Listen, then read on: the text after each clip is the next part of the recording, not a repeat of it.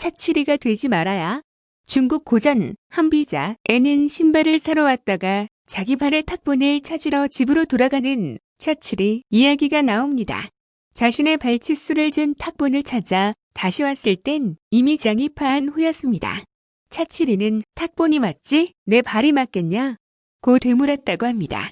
경기도의 재난 기본소득을 두고 현금성이 충족되지 않아 기본소득이 아니다라는 비판에서부터 국가재정할 필요 없는 사람에게까지 나눠주는 포퓰리즘 정책이라는 등 여러 비판이 있습니다.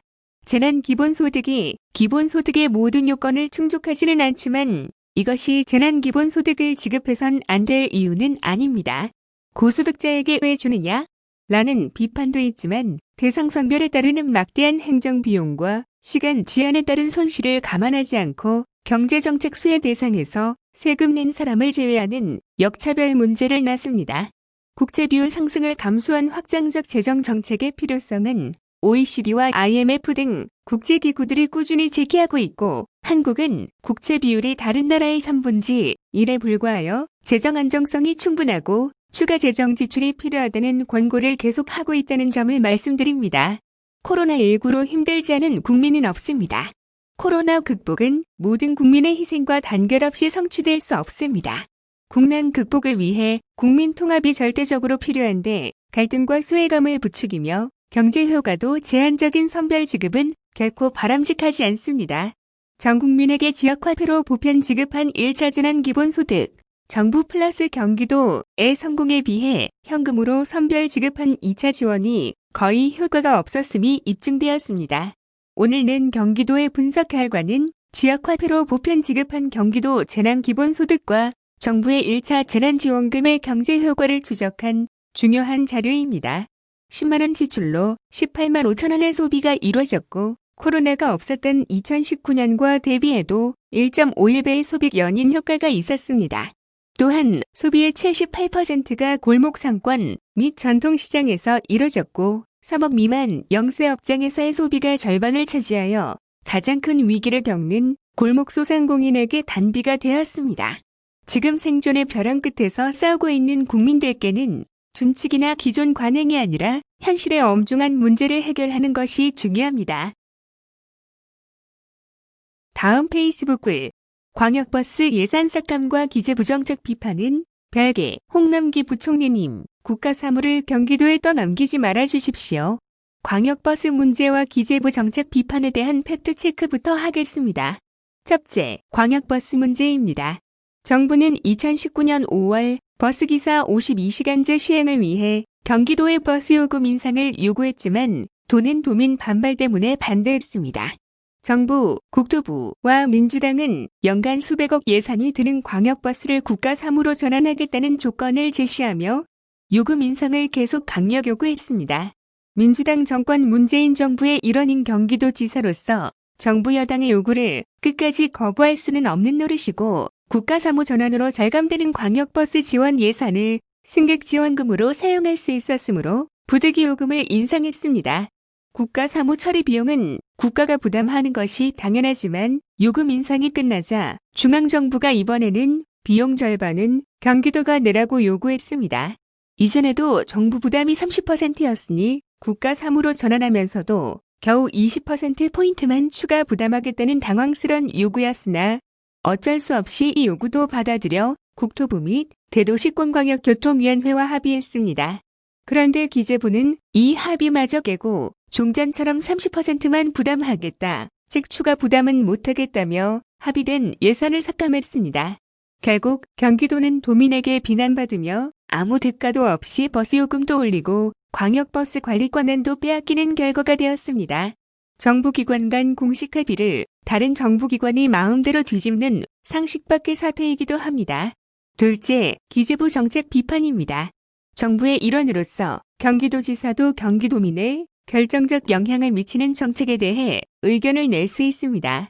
기재부 장관이 경제부총리를 겸하게 하는 것은 기재부가 국간직위를 넘어 경제정책의 설계자가 되어 재정정책을 경제 활성화, 복지 확대, 양극화 완화 등 복합적 효과를 가지도록 설계하여 집행하라는 의미입니다. 투자할 곳은 많지만 돈이 부족해 재정 통화 정책을 공급 역량 확충에 집중하면 자연스레 경제가 성장하고 고용소득 소비가 늘어나 다시 생산 투자 고용을 자극하여 선순환하던 고성장 시대의 정책은 수요 부족으로 투자할 곳을 잃은 투자금이 남아돌며 저성장이 구조화된 시대에는 유효하지 못하니 과거의 균형재정론과 공급 중심 사고에서 벗어나 수요 역량을 확충하는 재정 확장 정책으로 경제를 활성화시켜야 합니다. 세계에서 공적 기준 소득, 가계 지원이 가장 적어 가계부채율은 가장 높고 국채 비율은 가장 낮은 대한민국에서 국채 부담을 이유로 다른 국가들이 모두 하는 가계 지원과 소비 확대를 통한 경제 활성화를 피하는 것은 죽은 국가는 지킬지라도 살릴 수 있는 경제를 죽이는 길입니다. 재정학과 경제학도 진화했고 현실도 질적으로 바뀌었으니 재정정책도 재정 효율 추구에 더하여 경제 활성화, 복지 확대, 연극 과완화, 국민 공동체 회복 등의 복합 효과를 내도록 정책권 칸막이를 없애고 정책을 윤복합적으로 설계해야 합니다. 결론을 말씀드립니다. 상식과 정부 간 공식 합의를 부정한 기재부의 광역버스 예산 삭감은 재정정책을 둘러싼 공방과는 무관합니다. 아무리 기재부의 나라라는 말이 나올 정도로 무소불위라지만 홍남기 부총리님이나 기재부 관료들이 기재부 정책을 비판했다 하여 사감으로 정부기관 간 공식 합의를 마음대로 깨지는 않을 것입니다. 다만 고도 성장 시대의 추억, 경제 활성화나 양극화원화보다 국고지기 역할에 경도된 사명감, 재정균형론과 국채제약론에 빠져 어떤 가치보다 국고 보전이 중요하다는 그릇된 확신을 가지고 비록 수백억에 불과하지만 일방적 합의 파기에 의한 정부 채신 손상을 감수해가면서 힘없는 지방정부에 그 부담을 전가한 것으로 생각됩니다. 크던 작던 정부기관 간 공식 합의는 존중되어야 하고 국고를 아끼려고 국가사무 비용을 지방정부에 떠넘기는 것은 옳지 않은 처사입니다. 홍남기 부총리님께 합의에 따라 광역버스 예산을 절반이나마 부담해 주시도록 간곡히 요청드립니다. 마지막으로 민주당 소속 경기도지사도 민주당 정권과 문재인 정부의 일원이니 기재부와 경기도 간 갈등을 조장하는 추측성 갈라치기는 사양하겠습니다. 다음은 재난기본소득 소비금액 항목별로 빅데이터 분석 뉴스입니다. 정부 긴급재난지원금과 경기도 재난기본소득 이하 재난지원금 소비금액이 도민 1인당 최대 18만 5,566원의 소비 견인 효과가 있었으며 이로 인해 소상공인과 골목상권 등 경제적 약자에게 긍정적인 효과가 있었다는 분석 결과가 나왔다.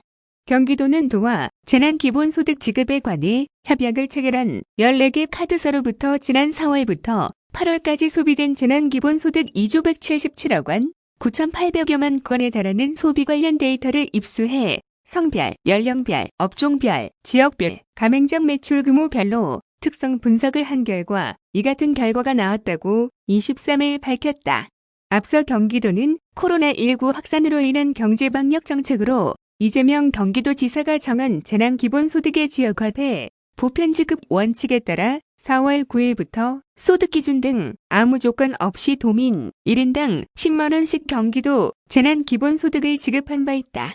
정부에서도 5월 11일부터 1인 가구 기준 40만원부터 4인 가구 이상 세대에 100만원까지 긴급재난지원금을 지급했다.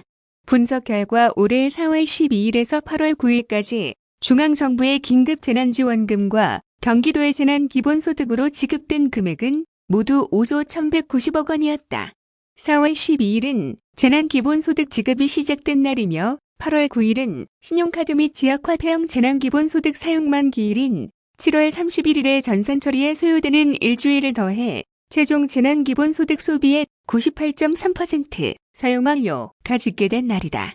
같은 기간 경기도에서 발생한 소비 지출액은 78조 7,375억 원으로 2019년도 같은 기간 70조 9,931억 원보다 7조 7,444억 원이 증가했다. 따라서 실제 지급한 5조 1,190억 원보다 2조 6,254억 원의 추가 소비 지출이 일어난 셈이다. 이는 전체 재난지원금 금액인 5조 1,190억 원의 0.51배에 해당하는 것으로 도는 도민들에게 지급된 재난지원금 대비 1.51배의 소비 효과를 견인한 것으로 분석했다. 도는 이어 재난지원금 지급이 이뤄지지 않았을 경우를 추정한 후 이를 실제 재난지원금 지급 후 소비액과 비교해 재난지원금의 소비 견인 효과도 살펴봤다. 이를 위해 도는 코로나19 확산으로 소비가 급격히 줄었던 올해 2월 16일부터 중앙정부의 긴급 재난지원금과 경기도의 재난기본소득 지급이 시작됐던 4월 12일까지의 소비 추세를 분석했다. 그 결과 전년 같은 기간 대비 2,665억 원이 감소했음을 발견했다. 도는 긴급 재난지원금이 지급되지 않는다면 이런 소비 감소 추세가 8월 9일까지 이어질 수 있다는 가정안의 예측 모형을 만들어 해당 기간의 소비액을 추정해봤다. 분석 결과 4월 12일에서 8월 9일 사이 소비 추정액은 69조 2,384억 원으로 같은 기간 실제 소비액 78조 7,375억 원보다 9조 4,991억 원이 적었다. 같은 방법으로 계산하면 실제 지급한 5조 1,190억 원보다 4조 3,801억 원의 추가 소비 지출이 일어난 셈이다. 이는 전체 재난지원금 금액인 5조 1,190억 원의 0.85배에 해당하는 것으로 도는 도민들에게 지급된 재난지원금 대비 1.85배의 소비 효과를 견인한 것으로 판단했다. 결국 경기도민 1인에게 재난지원금 10만 원을 지급했을 때 도민들은 최대 18만 5천 원을 소비했다는 것이 도의 분석이다.